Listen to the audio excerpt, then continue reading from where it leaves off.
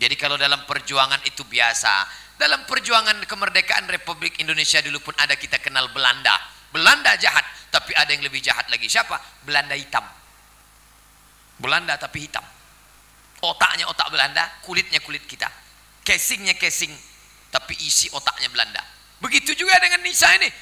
Kawan menjegal kawan seiring, menggunting dalam lipatan.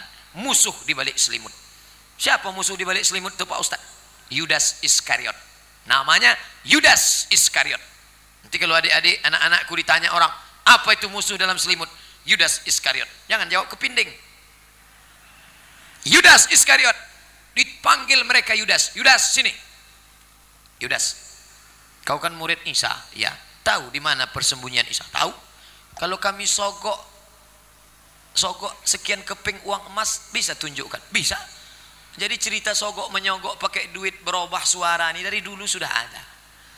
Serangan fajar kena juga Yudas Iskariot. Kena Yudas Iskariot. Yudas, money politik. Yudas, mau kami kasih duit sekian? Oke, kata Yudas. Aku tunjuk. Ayolah, bersekongkollah Yudas tadi bersama dengan Romawi dan pendeta. Diceritakan detail dalam tafsir At-Tabari. Yudas setelah menerima duit tadi, jalan dia, berjalan. Di mana tempat Isa itu? Itu rumahnya. Itu iya. Yudas, kami ragu, entah ada entah tidak Isa di dalam. Coba engkau masuk ke dalam. Masuklah Yudas tadi ke dalam. Yudas masuk ke dalam. Ditunggu berapa jam tak keluar-keluar. Pendeta sama Romawi, raja sudah gelisah. Tengok jam. Jam belum ada waktu itu. Mereka gelisah. Ini macam mana ini? Tak keluar-keluar Isa. Akhirnya mereka sepakat, kalau begitu kita serobot saja ke dalam. Pendeta bagaimana? Masuk kita ke dalam. Ayo masuk ke dalam. Akhirnya mereka masuk ke dalam. Disitulah terjadi mukjizat. Mereka menangkap dan dia mengatakan, Agna Yudas, aku Yudas, aku Yudas. Allah sudah merubah wajahnya. Wa ma qataluhu, mereka tidak membunuh Isa. Wa ma salabuhu, mereka tidak menyalib Isa. Walakin syubbiha lahum, ada orang lain yang wajahnya diserupakan dengan Isa. Siapa itu? Yudas Iskariot. Bismillahirrahmanirrahim.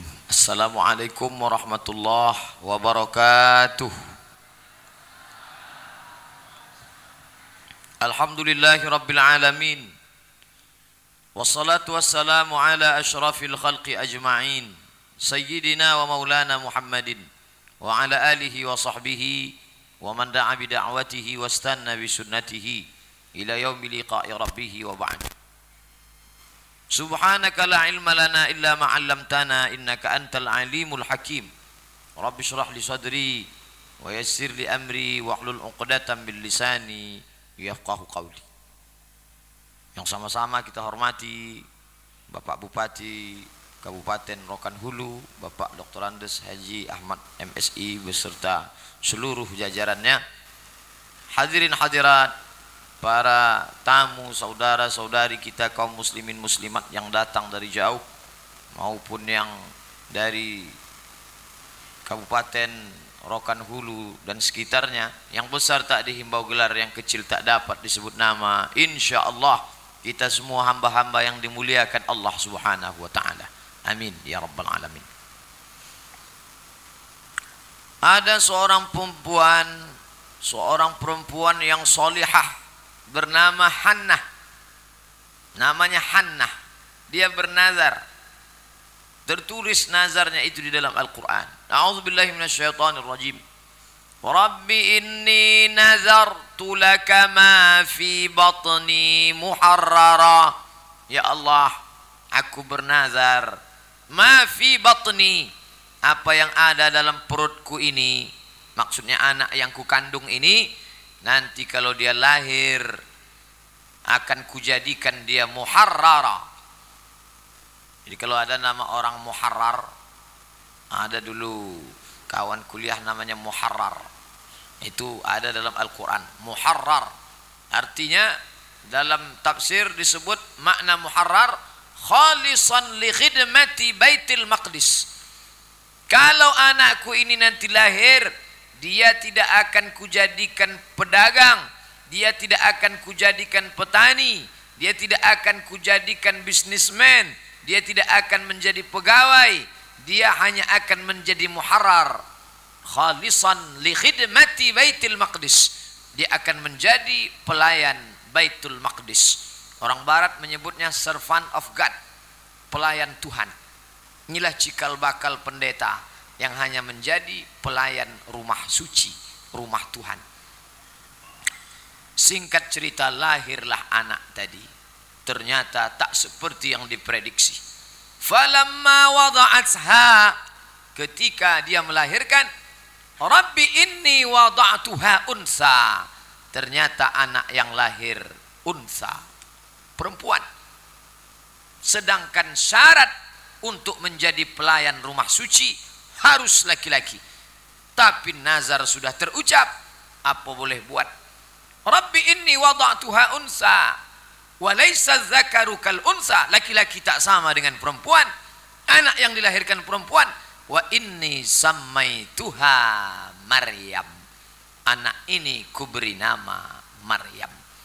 Inilah dia perempuan yang dulu ibunya bernazar. Nama ibunya Hannah. Nama anak yang dilahirkan itu Maryam. Nama suami si Hannah, ayah Maryam, itu namanya Imran. Keluarga kecil ini bernama Ali Imran. Surat yang ketiga, Al-Baqarah, Al-Fatihah, Al-Baqarah, Ali. Ali artinya keluarga. Allahumma salli ala Sayyidina Muhammad wa ala Ali Muhammad. Kama sallaita ala Ibrahim wa ala Ali Ibrahim. Ali keluarga Imran. Tapi Maryam tak beruntung. Ayahnya meninggal. Imran meninggal dunia. Maka dia pun menjadi seorang yatim. Tapi dia bukan anak yatim sembarangan. Orang ingin jadi bapak asuhnya. Berlomba-lomba Bani Israel ingin menjadi bapak asuh Maryam. Yang ini karena Imran itu pendeta termasyhur, orang soleh di kalangan Bani Israel. Dan Imran itu pula berdarah biru. Imran cucu cicit keturunan Sulaiman. Sulaiman anak Daud. Daud anak Yahuza, cucu cicit Yahuza. Dan Yahuza itu saudara kandung Yusuf. Yusuf itu anak Yakub. Yakub itu anak Ishak. Dan Ishak itu anak Ibrahim alaihissalam. Menetes darah Ibrahim dalam diri Imran. Menyambung nasabnya dari Ibrahim, punya anak Ishak, Ishak punya anak Yakub, Yakub punya anak Yusuf, Yusuf punya saudara Yahuza, Yahuza punya cucu cicit yang disebut dengan Daud, Daud punya anak kandung bernama Sulaiman, Sulaiman punya cucu cicit, itulah dia Imran. Dan Imran punya istri namanya Hannah, dan Hannah itu punya anak namanya Maryam. Nasab saya pun saya tak hafal, tapi khusus Maryam ini harus kita hafal. Bapak Ibu yang dimuliakan Allah Subhanahu wa taala, lahir dalam keadaan anak kecil yatim, tak ada ayah. Tapi orang Yahudi berlomba-lomba, aku jadi bapaknya, aku jadi bapak asuhnya, aku yang akan merawatnya. Itu beda orang Yahudi sama orang kita. Orang Yahudi berlomba-lomba mau jadi bapak asuh anak yatim. Orang kita benci sama anak yatim. Kecuali Islamic Center Pasir Pangarayan, ada malam-malam tertentu penyerahan santunan kepada anak yatim. Jadi kalau ada orang Islam tak suka kepada anak yatim, itu lebih parah daripada Yahudi Israel otaknya. Ini banyak pendeta yang mau jadi bapak asuh Maryam. Bagaimana ini? Diadakanlah undian. Bagaimana cara mengundinya? Pendeta-pendeta itu punya pena yang menulis Alkitab. Pena-pena itu dianggap sebagai pena yang suci. Maka cara mengundinya unik. Bukan ditulis. Tulis nama dalam kertas, gulung, masukkan ke kotak, digoncang. Itu bukan undian. Itu namanya arisan. Ini cara mengundi bagaimana? Kalian semua mau jadi bapak asuhnya Maryam? Ya. Ini cara mengundinya. Tertulis dalam Al-Quran. Wa ma kunta ladaihim idh yulquna aqlamahum ayyuhum yakfulu Maryam. Ya Muhammad, kata Allah, engkau tidak berada di tengah pendeta-pendeta itu ketika mereka mencampakkan pena-pena mereka ke dalam air. Cara mengundinya, pena suci itu dicampakkan ke dalam air. Siapa yang penanya tenggelam, kalah. Siapa yang penanya nyemplung, kalah. Siapa yang penanya masuk ke air, kalah. Satu pena mengapung ke atas. Ada satu orang soleh, ketika penanya dicampakkan ke air, mengapung penanya ke atas. Siapakah gerangan yang punya pena itu? Fakaffalaha Zakaria. Zakaria menang undian. Zakaria ini punya anak namanya Yahya. Zakaria nabi. Sedih hati Maryam karena ayahnya mati meninggal, tapi Allah beri penghiburan. Apa itu? Dia dapat bapak asuh seorang nabi namanya Zakaria. Fakaffalaha Zakaria, maka dia diasuh oleh ayah angkat bernama Zakaria. Zakaria punya istri namanya Isya. Isya punya saudara namanya Hannah. Adik beradik emak Yahya dengan emak Maryam. Jadi sebenarnya ini masih pakcik walaupun tak kandung, karena suami dari makcik Maryam. Maryam punya emak namanya Hannah. Hannah punya saudara kandung namanya Isya. Isya punya suami namanya Zakaria. Zakaria adalah paman, tak kandung, tak langsung. Jadi dia masih diasuh oleh keluarga. Inilah keluarga kecil yang namanya bolak-balik disebut dalam Al-Quranil Karim. Sudah menjadi nazar, tak boleh ditolak. Saya bernazar, kalau anak ini nanti lahir, dia akan jadi pelayan rumah suci. Walaupun perempuan, nazar mesti ditunaikan. Maka dibuatkanlah rumah tempat tinggal Maryam di samping Baitul Maqdis. Kullama dakhala 'alaiha Zakaria al-mihrab. Nama tempat itu mihrab. Dalam masjid ini ada mihrab, ada mimbar, ada mihrab. Mana mihrab nih? Mihrab di masjid tempat imam. Tapi mihrab yang dimaksud dalam kisah ini tempat tinggal Maryam, khusus orang suci. Kullama dakhala 'alaiha Zakaria al-mihrab, setiap kali Zakaria masuk ke dalam mihrab, wajada indaha rizqa, ada makanan-makanan. Padahal laki-laki tak boleh masuk. Orang tak boleh ngantar makanan kecuali ada izin dari Zakaria sebagai bapak asuh tunggal Maryam. Heran Zakaria, tengok buka pintu, banyak makanan. Dari mana makanan ini datang? Zakaria bertanya kepada Maryam, ya Maryam, wahai Maryam, anna laki hadha, dari mana engkau dapat ini? Qalat Maryam, apa kata Maryam? Huwa min indillah, ini datang dari Allah. Innallaha yarzuqu man yasha'u bighairi hisab. Allah kalau mau memberi tak dapat dihisab, tak dapat dihitung oleh manusia. Senang susah datang dari Allah. Mati ayah tak dapat ditolak. Digantikan ayah angkat seorang nabi pun datang dari Allah. Sekarang datang masanya makanan melimpah ruah pun datang dari Allah. Tapi Zakaria yang nabi pun tak tahu. Ini menunjukkan perkara-perkara gaib milik Allah Subhanahu wa taala. Sadarlah Zakaria bahwa anak angkatnya ini bukan perempuan biasa. Anak asuhnya ini bukan orang biasa. Lahirnya karena nazar. Ayahnya meninggal seorang pendeta yang soleh.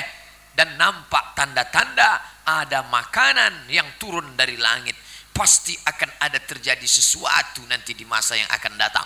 Tumbuhlah Maryam menjadi seorang anak gadis. Malang tak dapat ditolak, untung tak dapat diraih. Tiba-tiba datang seorang anak lajang menghampiri Maryam. Fa'arsalna ilaiha ruhana. Fa'arsalna, kami kirim ilaiha, kepada Maryam, ruhana.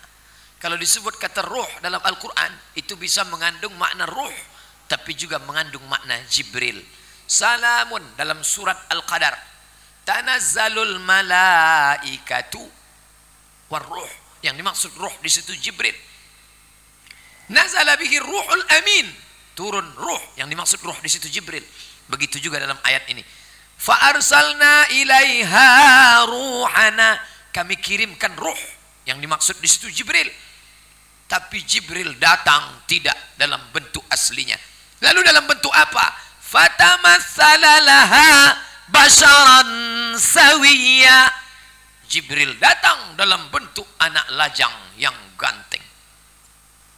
Kalau ustadz penceramah tuh ganteng biasanya disebutnya macam saya lah, tapi saya tak pede bilang begitu. Fatamatsala laha basharan sawiyya, datanglah Jibril dalam bentuk anak muda yang sangat ganteng. Menengok anak lajang ganteng, maka Maryam takut. Qalat, Maryam berkata, inni a'udzu birrahman, aku berlindung kepada Allah. In kunta taqiyya, kalau memang kau takut kepada Allah, hai anak muda, hai anak lajang, hai orang ganteng, aku tak pernah jumpa laki-laki, karena aku tinggal di mihrab yang suci, yang boleh masuk ke dalam hanya Zakaria. Tiba-tiba engkau berani masuk ke sini. Inni a'udzu birrahman, aku berlindung kepada Allah. In kunta taqiyya. Apa maknanya? Maryam tak tahu bahwa yang datang itu Jibril. Tengok, Maryam perempuan yang suci tak tahu bahwa yang datang itu Jibril. Itu pun terjadi pada zaman Nabi Muhammad sallallahu alaihi wasallam. Datang seorang laki-laki, rambutnya hitam, bajunya putih, jubahnya bersih, datang ke dekat Nabi. Seorang pun tak ada yang tahu.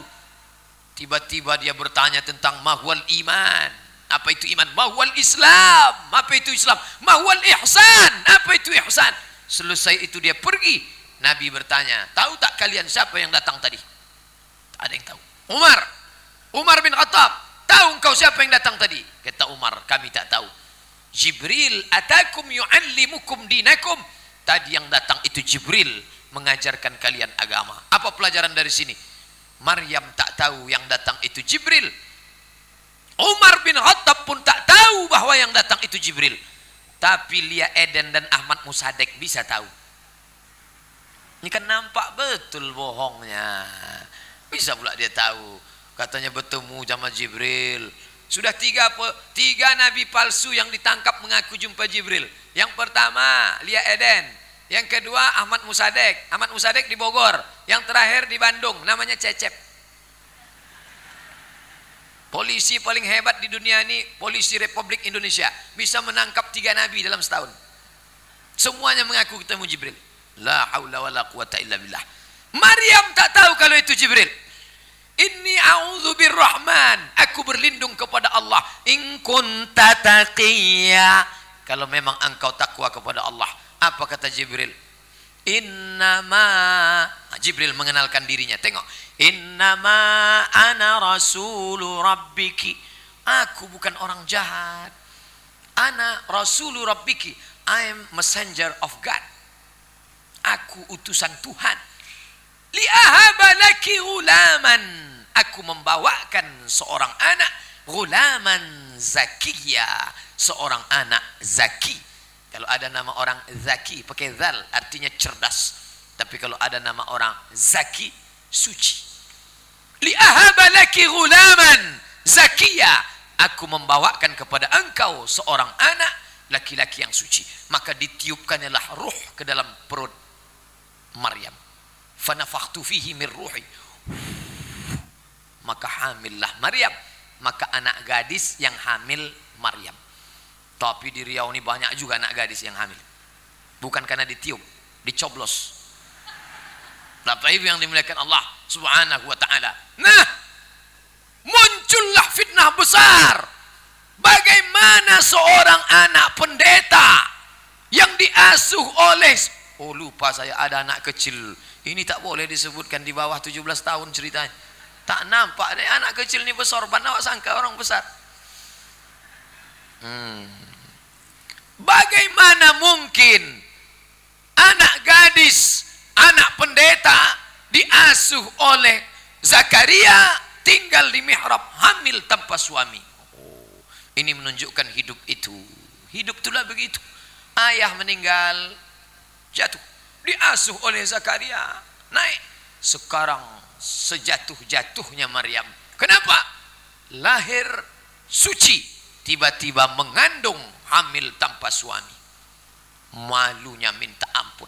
Kemana mau dibawa ini? Maka disebut dalam Al-Quran itu dia lari, tak sanggup mendengar cerita. Hamil, ada perempuan hamil, ada orang hamil tanpa suami, hamil, tak sanggup, telinga kasar, cakap kasar. Maka dia pun lari ke tempat, dalam Quran tempat itu disebut makanan qasiyah, makanan tempat qasiyah, jauh dari Palestina, karena tak sanggup tinggal di kota, mengungsi ke tepi pinggiran kota. Bersandarlah dia di situ, di batang pohon korma, sedang hamil tua. Sedih dia, sampai-sampai apa kata dia? Ya laitani mutu qabla hadza, ya laitani mutu, andai aku mati qabla hadza, sebelum ini. Wa kuntu nasyam mansiya, andai aku mati sebelum ini dan menjadi orang yang terlupakan, tak diingat orang. Baiklah aku mati kalau begini. Artinya apa? Orang yang imannya setingkat Maryam pun kalau diuji dengan pukulan bertubi-tubi, KO juga, tumbang juga. Tapi untuk sampai kafir tidak.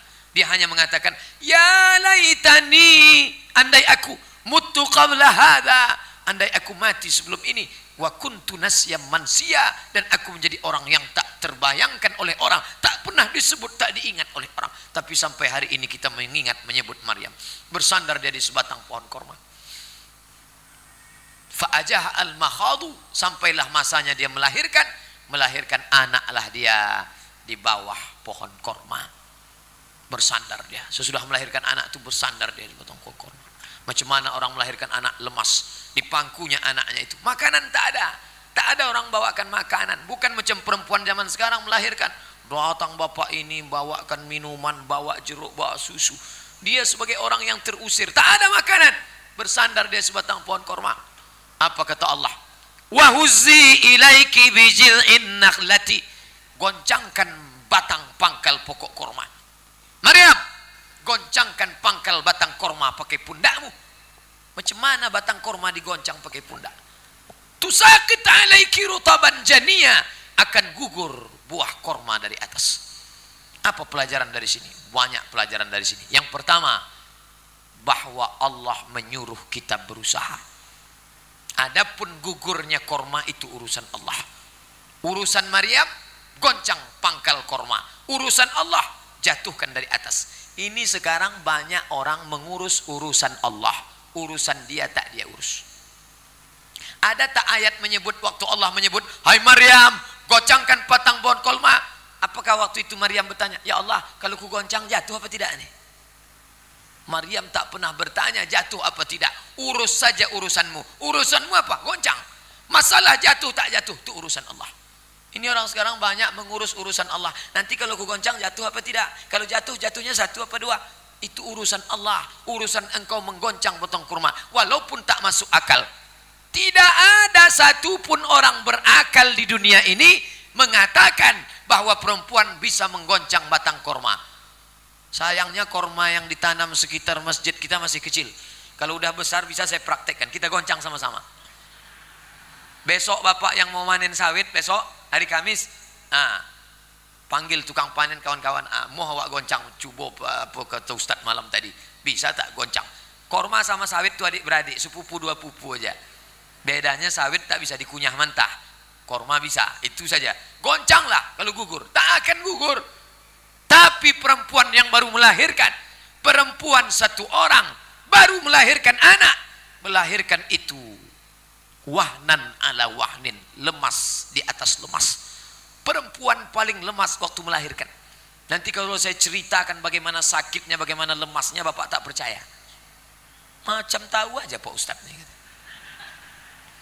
Tapi Allah mengatakan, Maryam yang baru melahirkan anak, tenaganya terkuras, dia menggoncang batang kurma. Tusaqit alaiki rutaban janiyya, gugur buah kurma. Rutab itu kurma yang basah. Pelajaran kedua dari ayat ini, bahwa gugur buah kurma dari atas. Korma itu hanya ada pada musim panas. Musim panas itu bulan Juli. Januari, Februari, Maret, April, Mei, Juni, Juli. Bulan Juli baru ada korma mengkal, korma masak. Adapun bulan 12 ini, bapak yang punya duit pergi sekarang umrah, tengok di Masjidil Haram, Masjid Nabawi, korma banyak, itu korma lama. Tengok pokok korma di Madinah. Kalau kita datang ke sana umrah bulan Juli, musim haji, banyak korma mengkal. Tapi hari ini bulan 12, bulan Desember, tidak ada pokok korma yang berbuah. Jangankan korma masak, putih korma pun tak ada. Kalau begitu, berdasarkan ayat ini, Nabi Isa lahir musim panas. Lalu yang lahir 25 Desember itu siapa? Bukan Nabi Isa, itu dewa matahari. 3 ayat menyebut Nabi Isa lahir musim panas. 1 dalam Al-Quran, 2 dalam perjanjian baru. 1 dalam Quran menyebut ketika Isa lahir, buah korma sedang mengkal, rutab, bulan Juli, musim panas. Dalam perjanjian baru disebut ketika Isa lahir, pengembala kambing sedang mengembalakan kambing di atas padang rumput yang hijau. Rumput hijau bulan Juli, musim panas. Bulan 12 tak ada rumput yang hijau karena permukaan rumput tertutup es, dan kambing paling takut sama es. Dalil ketiga, ketika Nabi Isa lahir, bintang sedang terang benderang. Langit dengan terang benderang itu musim panas, bulan Juli. Bulan Desember tak ada bintang di langit. Kenapa? Tertutup kabut salju. Ustadz macam pernah aja tinggal di tempat salju. Pernah Maroko itu ada salju di daerah Ifran. Ada salju. Musim bulan Desember, Januari turun salju. Saya tahu macam mana kabut salju turun dan rumput tak tumbuh. Foto saya di salju ada, saya upload di Facebook waktu masih muda dulu. Bisa ditengok sekarang. Bapak Ibu yang dimuliakan Allah Subhanahu wa taala, banyak pelajaran. Makanya anak-anak kita, Bapak Ibu yang selama ini baca surat Yasin bagus, tapi khusus bulan 12 ini baca surat Maryam dan surat Ali Imran. Inilah dalil bahwa Al-Quran itu datang dari Allah Subhanahu wa taala. 114 surat dalam Al-Quran, 114 surat, 2 surat untuk Nabi Isa. 1 atas nama emaknya Maryam, 1 atas nama datuknya Ali Imran. Kalaulah Al-Quran itu buatan Nabi Muhammad, tentulah dibuatnya di situ surat Aminah, surat Fatimah, surat Aisyah. Tentulah dibuatnya di situ surat Ali Abdul Muttalib. Tapi Quran itu bukan buatan Muhammad, maka nama suratnya Ali Imran. Surat Maryam, bagus baca surat Maryam. Yang hobi bacaan mujawad dengan lagu Bayati Sobasika Nahawan Jaharka, dengarkan bacaan surat Maryam yang dibaca Syekh Mustafa Ismail. Saya suka mendengar suara dia di YouTube itu. Ya laitani, saya mau saya tirukan tak pula bisa. Inilah hobi mendengar qori. Qori mengangguk, awak mengangguk juga. Entah apa yang dianggukkan qori. Bapak Ibu yang dimuliakan Allah Subhanahu wa taala, maka Nabi Isa alaihissalam adalah Rasul utusan Allah. Tapi pada saat itu dia berada di antara dua. Orang Yahudi mengatakan dia anak zina. Yahudi mengatakan sampai hari ini, Yahudi mengatakan Isa anak zina, jatuh serendah-rendahnya. Nasrani mengatakan Isa anak Allah yang tunggal. Anak Allah, Allah Bapa, Rohul Kudus, haleluya. Bayangkan, dua yang bertolak belakang. Yang satu mengatakan dia anak Tuhan, yang satu mengatakan dia anak setan. Ini tak bisa disatukan antara Tuhan dengan setan. Tengok Islam. Islam tidak pernah mengajarkan Isa anak Tuhan, dan Isa pula bukan anak zina. Lalu dia siapa? Mal Masih ibnu Maryam. Tidaklah Al-Masih itu illa Rasulullah. Dia adalah Rasul utusan Allah Subhanahu wa ta'ala. Ternyata orang yang mengejek itu tak puas hanya mengejek dari jauh. Datang mereka ke tempat Maryam melahirkan anak. Ramai-ramai pendeta itu datang mau mengejek Maryam yang melahirkan anak. Apa kata mereka? Disebut dalam surat Maryam. Maka na abuki mra'asauin, bapakmu bukan preman, bapakmu bukan orang jahat, bapakmu bukan orang yang tak betul. Wa makanat ummuki baghiya, ibumu bukan baghiya. Baghiya artinya WTS. Tak paham WTS, PSK. Tak paham PSK, tak ada kata yang lebih lembut daripada itu lagi. Kalau sebut kata satu lagi tak layak, tak cocok sebut dalam masjid. Kotor, najis, jorok. Maka na abuki mra'asauin, bapakmu bukan orang jahat. Wa makanat ummuki baghiya, ibumu bukan PSK. Ayatnya gantung koma. Gantung ayat. Bapakmu bukan orang jahat, ibumu bukan PSK. Apa maksudnya? Ayat itu tak disambung. Kalaulah dilanjutkan kotor sekali. Bapakmu bukan orang jahat, ibumu bukan PSK. Kenapa kau melahirkan anak zina, mengandung tanpa suami? Maryam tak bisa menjawab, diam. Jadi kalau kita terlalu banyak orang jahil tak tahu cerita mengejek, jangan dilawan, menghabiskan energi, menghabiskan air liur. Diam. Idza nataqas safihu fa khairum min ijabatihi sukutu. Kalau ada orang dungu bicara, maka jawabannya diam. Maryam diam saja.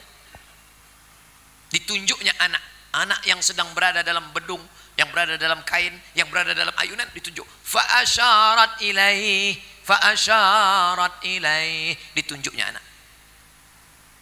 Mereka mengejek-ejek, mereka ejek-ejek, kata Maryam. Makin naik setan Yahudi menengok Maryam tak bicara. Rupanya orang ini suka, ini psikologis orang mengejek. Jadi kalau Bapak tengok di wall Twitter, Facebook, banyak orang mengejek. Itu orang mengejek itu memancing kita untuk melawan. Ketika kita diamkan, dia makin stres. Saya baru paham psikologis ini setelah baca ayat ini. Dulu saya kalau diejek orang di Facebook, saya lawan. Diejek saya lawan. Sekarang saya tak lawan, saya diamkan aja. Ternyata semakin saya diam, makin gila dia. Maryam diam. Ditunjuk Maryam anaknya, fa asyarat ilaih. Mereka makin gila. Apa kata mereka? Kaifa nukallimu man kana fil mahdi sabiyya. Kaifa nukallimu, bagaimana kami mau bicara fil mahdi sabiyya, dengan anak yang berada dalam kecil belum bisa bicara. Maryam, gila kamu Maryam. Bagaimana kami mau bicara dengan anak kecil yang kau tunjuk? Disitulah datang mukjizat. Apa kata Nabi Isa? Ana Abdullah. Inilah anak kecil yang bicara dalam mukjizat. Ana Abdullah, aku hamba Allah. Atani alkitab, aku diberi alkitab, yaitu Injil. Menengok mukjizat yang luar biasa, orang Yahudi mengerti, oh ini bukan anak biasa. Mereka pun pulang, tapi mereka tak berhenti. Mereka khawatir, ini nanti anak ini kalau besar bahaya, ini bahaya. Tapi Maryam menjaga sampailah anak itu besar, lajang menjadi seorang yang luar biasa. Dialah Isa, anak Maryam. Satu-satunya laki-laki yang disebut atas nama ibunya. Biasanya Muhammad bin Abdullah, Abdullah bin Umar, Abdullah bin Amr bin Al-As. Ini enggak. Isa bin Maryam. Isa, anak Maryam. Karena dia tak ada ayah. Jadi anak lajang. Tapi dia cerdas, luar biasa, cerdas. Pendeta sedang duduk ramai-ramai. Pendeta. Kota Palestina itu di samping laut, kota tepi pantai. Banyak ikan-ikan. Adalah ikan mati busuk. Datang Nabi Isa bertanya, Tuan Pendeta, ya, kenapa ikan ini mati? Kata pendeta, ikan itu mati karena sudah tidak lagi hidup di laut, naik ke darat, lalu dia mati. Oh begitu ya? Iya. Kenapa ikan yang ini mati tak busuk? Sama-sama mati. Ini kenapa busuk? Ini kenapa tak busuk? Bingung pendeta menjawabnya. Isa menjawab. Yang dia tanya, dia jawab lagi. Dia ngetes. Pendeta, ikan ini busuk bukan karena dia mati.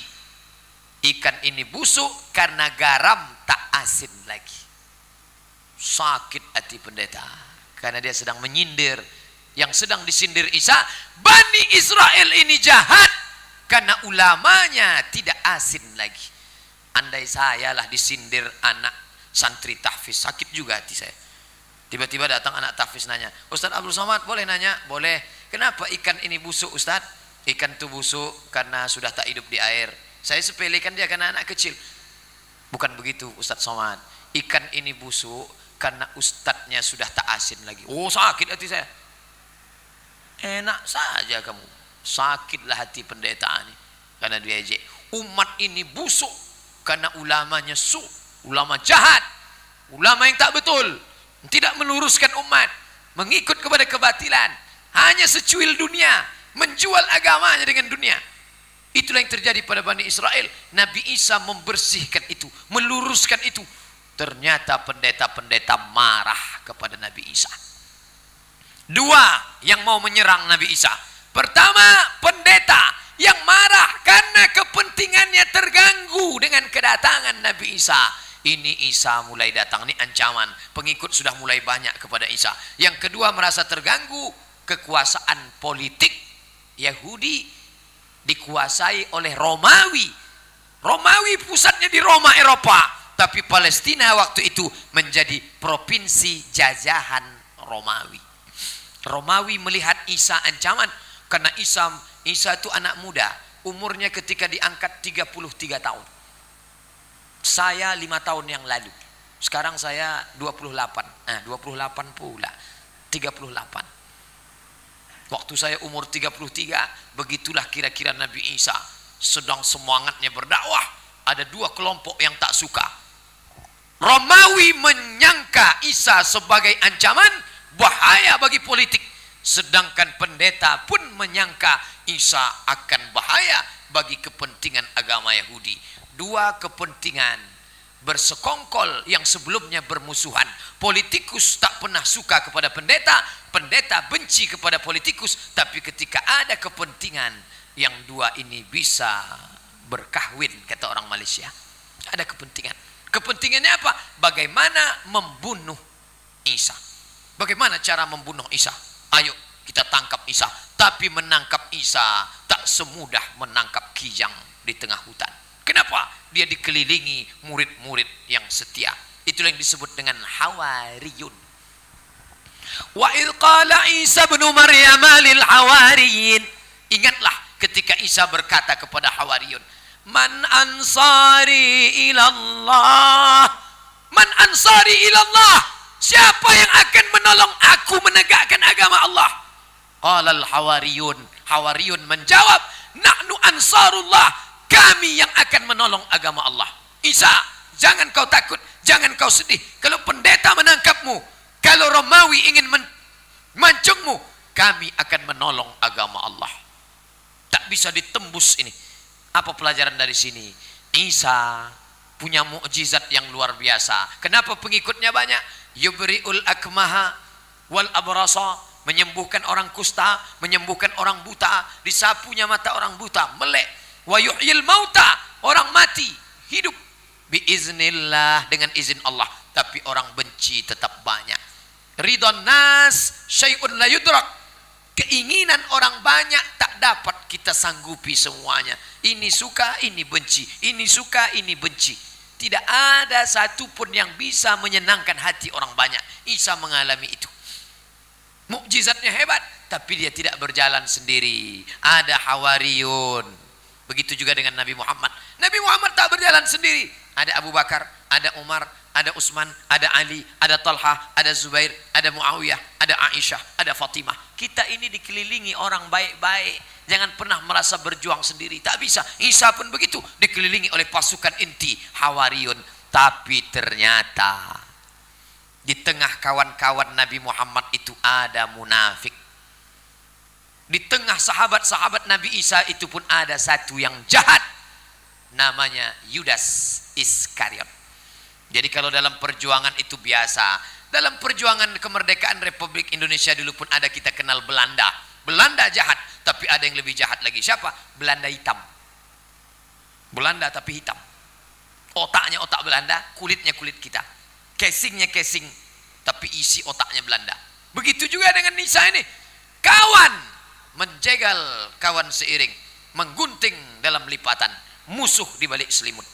Siapa musuh di balik selimut itu Pak Ustaz? Yudas Iskariot. Namanya Yudas Iskariot.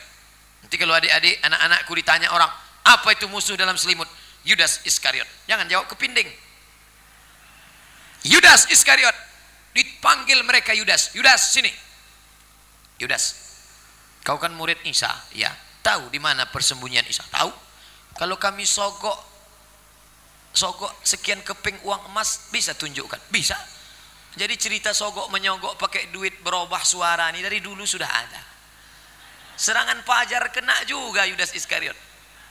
Kena Yudas Iskariot. Yudas, money politik. Yudas, mau kami kasih duit sekian? Oke, kata Yudas. Tunjuk. Ayolah. Bersekongkollah Yudas tadi bersama dengan Romawi dan pendeta. Diceritakan detail dalam tafsir At-Tabari. Yudas setelah menerima duit tadi, jalan dia, berjalan. Di mana tempat Isa itu? Itu rumahnya. Itu iya. Yudas, kami ragu, entah ada entah tidak Isa di dalam. Coba engkau masuk ke dalam. Masuklah Yudas tadi ke dalam. Yudas masuk ke dalam. Ditunggu berapa jam tak keluar-keluar. Pendeta sama Romawi, raja sudah gelisah, tengok jam. Jam belum ada waktu itu. Mereka gelisah, ini macam mana ini, tak keluar-keluar Isa. Akhirnya mereka sepakat, kalau begitu kita serobot saja ke dalam. Pendeta bagaimana? Masuk kita ke dalam, ayo masuk ke dalam. Akhirnya mereka masuk ke dalam. Disitulah terjadi mukjizat. Mereka menangkap. Dan dia mengatakan, Agna Yudas, aku Yudas, aku Yudas. Allah sudah merubah wajahnya. Wa ma qataluhu, mereka tidak membunuh Isa. Wa ma salabuhu, mereka tidak menyalib Isa. Walakin syubbiha lahum, ada orang lain yang wajahnya diserupakan dengan Isa. Siapa itu? Yudas Iskariot. Yudas itulah yang ditangkap, disalib di tiang Golgota, dibawa ke atas bukit. Jadi orang yang mau menerima sogok itu hukumannya mati disalib. Maka yang sudah menerima sogok hati-hatilah, mati disalib macam Yudas Iskariot. Lalu kemudian kemana Nabi Isa? Barrafa'ahullah, barrafa'ahullah. Allah mengangkat Nabi Isa. Di mana diangkat? Ila sama. Sama diambil dari kata sumu. Sumu artinya tempat kemuliaan. Nabi Isa diangkat Allah ke tempat kemuliaan. Apa kerja dia sekarang? Wallahu a'lam bishawab. Apa mungkin dia diangkat selama 2000 tahun? Bisa. Kalau Ashabul Kahfi bisa ditidurkan Allah salasami'ati wasdadu tis'a, tidur 309 tahun. Ashabul Kahfi tidur 309 tahun. Begitu bangun tidur macam tidur semalam, perut lapar. Perut lapar, suruh kawan beli makanan. Tolong beli makanan dulu ke kota, tapi belinya pelan-pelan. Wal yatalattaf wala yush'iranna bikum ahada. Nanti beli pelan-pelan supaya orang tak tahu bahwa kita ini orang bersembunyi. Begitu duit ditunjukkan, beli makanan. Duit kalian ini sudah tak laku karena dicetak 300 tahun yang lalu. Bisa Allah menidurkan Ashabul Kahfi 309 tahun macam tidur semalam. Kalau Ashabul Kahfi yang orang biasa bisa ditidurkan Allah, sulitkah bagi Allah menidurkan Isa 2000 tahun? Innama amruhu idza arada syai'an ayyaqula lahu kun fayakun. Nabi Isa tidur, Nabi Isa dimuliakan Allah. Dan hidup kita ini setelah dihitung, ternyata hidup kita ini dibandingkan dengan kehidupan akhirat hanya 1,5 jam. Khamsuna alfa sanatim mimma ta'udun. Hidup kalian satu hari itu sama satu hari di akhirat itu sama dengan 50.000 tahun. Jadi kalau dibandingkan skalanya, hidup kita yang 63 tahun itu hanya 1,5 jam akhirat. Sebentar sekali. Maka Nabi Isa itu kuasa dibalikkan Allah. Nabi Isa akan turun sekali lagi nanti sebelum hari kiamat. Detail disebutkan dalam hadis sedetail-detailnya. Tempat turunnya itu namanya negeri Syam, nama kotanya Damaskus, nama masjidnya berwarna putih menaranya. Detail, menara tinggi berwarna putih, tapi letaknya di Damaskus. Andai di situ tak disebutnya Damaskus, menara tinggi, mungkin saya sangka menara 99. Untung disebutnya nama tempatnya Damaskus. Damaskus itu Suriah, bukan Pasir Pangarayan.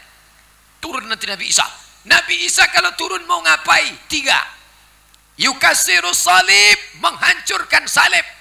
Wa yaqtulul khanazir, membunuh babi. Wa yada'ul jizyah, menggugurkan pajak. Babi habis, salib hancur, pajak gugur. Maka bapak yang selama ini berat membayar pajak, sabar. Datang Nabi Isa, habis pajak. Bapak Ibu yang dimuliakan Allah Subhanahu wa taala, Nabi Isa akan datang. Disitulah sebagian ahli kitab ini akan masuk Islam. Wa min ahlil kitabi la yu'minanna bihi. Sebagian Yahudi dan Nasrani akan beriman kepada Isa qabla mautih, sebelum dia mati yang sesungguhnya. Sekarang dia belum mati, dia diangkat Allah. Lalu siapa yang merusak ajaran Nabi Isa itu? Setelah Nabi Isa diangkat dari peredaran, hilang, muncullah orang-orang yang mengaku murid Isa. Ada seorang laki-laki namanya Saul. Datang Saul, aku Saul, dulu aku musuh Isa, dulu aku benci kepada Isa, tapi sekarang tadi malam aku sudah berjumpa Isa dan Isa mengangkat aku menjadi utusannya. Sejak hari ini namaku berubah menjadi Paulus. Paulus inilah yang merubah ajaran Isa alaihissalam. Murid-murid Paulus inilah yang menulis perjanjian baru 4. Matius, Markus, Lukas, Yohanes. Matius, Markus, Lukas, Yohanes, ditambah 14 surat Paulus. Perjanjian baru itu semuanya otak daripada Paulus. Nabi Ibrahim berkhitan, Nabi Ishak berkhitan, Nabi Yakub berkhitan, Nabi Yusuf berkhitan, Yahuza berkhitan, Nabi Sulaiman berkhitan, Nabi Daud berkhitan, anaknya Sulaiman berkhitan, Nabi Isa pun berkhitan. Nabi Isa berkhitan, buka kitab perjanjian lama, perjanjian baru, Nabi Isa dikhitan. Siapa yang menghapuskan khitan? Paulus. Kata Paulus, setelah Yesus disalib, maka tidak perlu lagi berkhitan, karena semua kulit sudah suci. Dia yang menghapuskan khitan. Sekarang mereka malu-malu pergi ke dokter, minta potong. Kenapa? Karena ternyata di balik kulit itu ada kulfah, ada kulit najis, bau, kotor, dan banyak mereka kena kanker kulit gara-gara itu. Maka mereka diam-diam berkhitan, diam-diam. Tapi setelah kulit itu lihat, mungkin dipotong pakai kampak macam Nabi. Paulus yang sudah menghapuskan itu. Nabi Musa tidak makan babi. Nabi Musa tidak makan babi. Makanya Yahudi yang ada sekarang tak makan babi. Yahudi tak makan babi. Ketika muncul isu bahwa filter rokok itu dari hemoglobin sel merah darah merah babi, ternyata filter ujung rokok itu diambil dari sel merah darah babi. Maka yang unjuk rasa di Amerika ramai-ramai Yahudi. Persatuan Yahudi Amerika unjuk rasa, tolong filter bersihkan, karena mereka tak mau menghisap babi. Yahudi, orang Islam tak ada. Mau babi-babilah, santai aja gitu. Nah, Yahudi tak mau. Makanya kalau ada orang Indonesia dapat beasiswa ke Amerika, pertukaran pelajar, ada kawan bapak, anak tetangga bapak dapat pertukaran pelajar ke Amerika, anak bapak kemana? Sekolah di Amerika. Ditempatkan di rumah orang Amerika, itu ditempatkan di rumah orang Yahudi. Saya ketemu dengan salah seorang kuliah di Amerika. Dulu bapak tinggal di mana? Di rumah orang Yahudi. Loh, kok di rumah orang Yahudi? Karena kita ada persamaan. Apa persamaannya? Yahudi tak makan babi. Oh, patutlah. Dan Yahudi itu binatangnya harus dipotong, disembelih. Yahudi tidak makan binatang yang disetrum. Yahudi tidak makan binatang yang tercekik. Mereka punya label halal namanya kausher. Di kotaknya itu tertulis kausher. Kausher artinya binatang ini disembelih oleh Yahudi. Tapi ketika Paulus datang, apa kata Paulus? Binatang tercekik halal, babi halal, binatang yang diterkam binatang buas halal. Setelah Yesus disalib, semua yang berkaki 4 halal dimakan, kecuali meja, itu pun karena keras. Paulus inilah yang sudah merusak ajaran Isa alaihissalam. Bapak Ibu yang dimuliakan Allah Subhanahu wa taala, anak-anak kita mesti tahu ini, karena kalau tidak dia berada dalam tipuan-tipuan. Ustadz, kenapa tak kaji masalah sabar saja? Kaji masalah tawakal saja. Ngapain dikaji tentang Nabi Isa? Ngapain kaji agama orang lain? Inilah yang selalu dihembuskan. Kita bukan mengkaji agama orang lain, kita sedang mengkaji surat Maryam dan surat Ali Imran. Kita sedang mengkaji agama kita. Kita sedang mengkaji Nabi kita, Nabi Isa alaihi salam. Bapak Ibu yang dimuliakan Allah, bacakan, duduk bersama anak, belikan Quran terjemah, anak-anak tahfiz kita, pahamkan maknanya. Artinya bulan ini kita fokus membaca surat Maryam, surat Ali Imran. Kenapa? Terkait dengan, karena ini tak terelakkan lagi. Di Pekanbaru, di Pasir Pangarayan saya belum masuk toko lagi, tapi di Pekanbaru, di toko roti, di toko pakaian, orang Islam pakai jilbab tapi sudah pakai topi Sinterklas, sudah bertanduk rusa bercabang, jingle bell, jingle bell.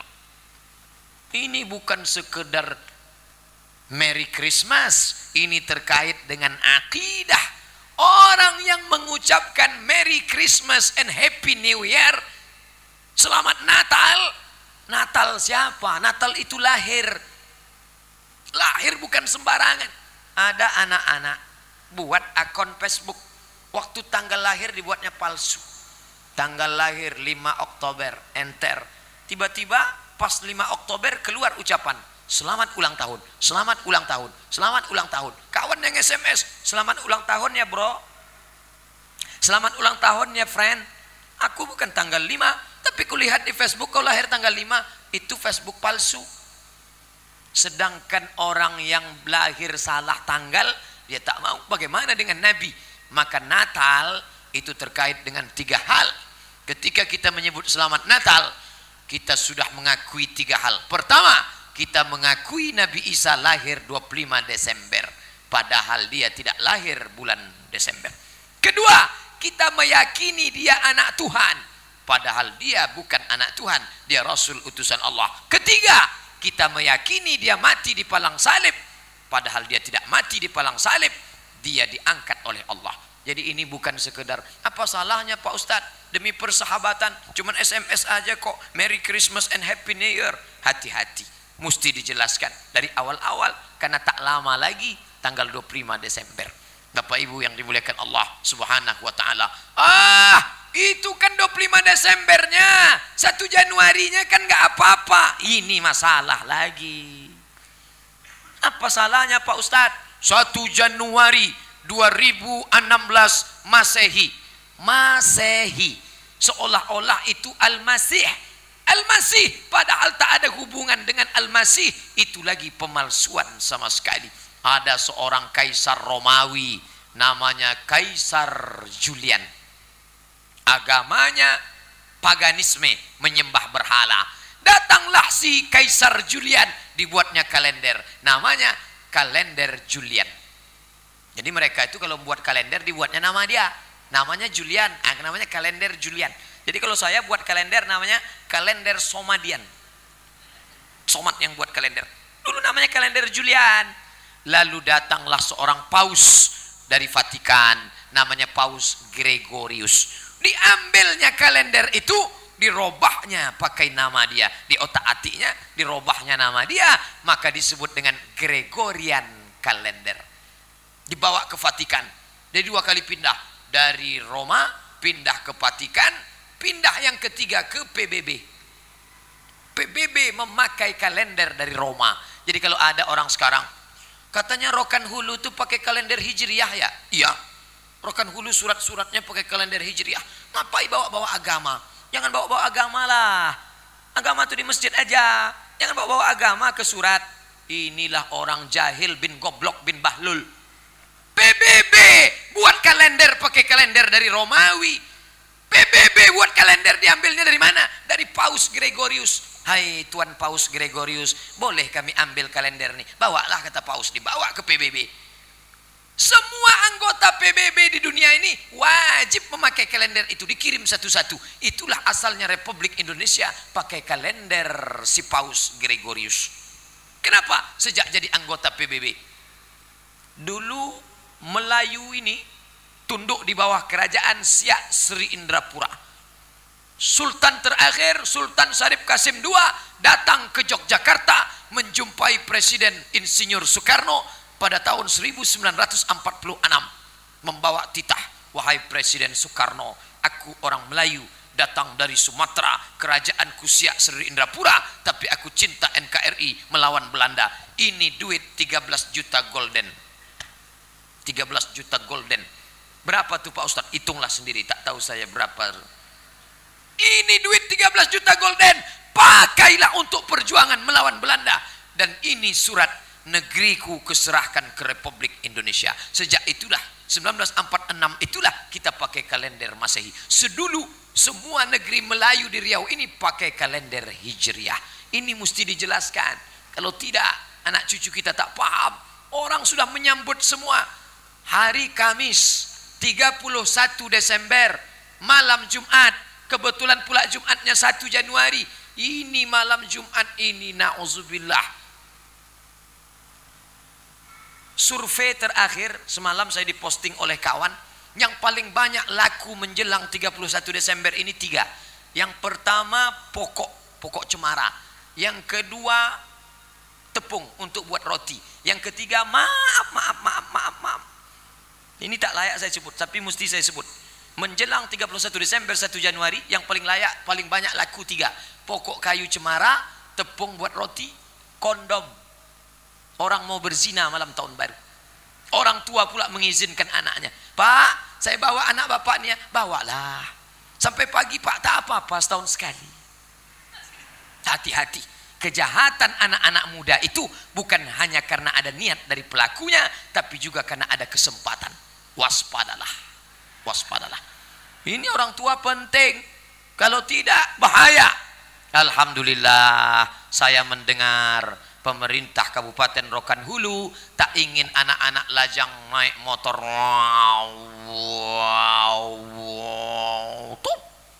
Mati menabrak tiang listrik. Maka untuk menyelamatkan ini diajaklah berzikir beramai-ramai. Nanti ada orang yang kontra. Apa ini ramai-ramai zikir di masjid? Daripada dia mabuk di jalan, bagus dia berzikir di masjid.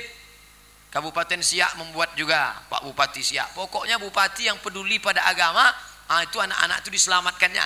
Dari jam 10 malam sampai jam 2 tak boleh keluar. Baca Quran, berzikir daripada. Karena kalau dia duduk di rumah nonton TV, masuk SMS.